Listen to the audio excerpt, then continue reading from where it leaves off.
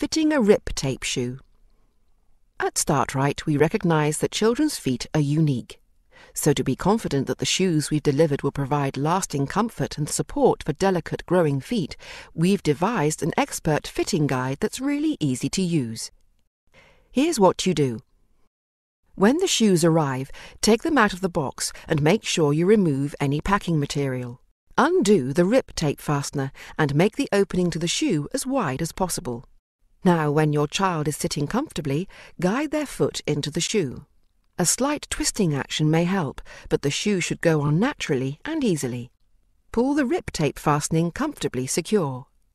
Holding their ankle in one hand, give the shoe a gentle tug with the other. It should stay firmly in place. Your child needs to be standing up nice and straight with their full weight on their feet for this next part of the fitting. You may need to adjust the fastenings again now that they are standing up. They should do up so that the Rip Tape comes together properly. If the tape only just meets, the shoe may be too narrow. If the strap extends over the tape, then the shoe may be too wide and could cause your child to trip. Now we're going to show you how to check the fit like an expert, by working from the back of the shoe around to the front with your fingers.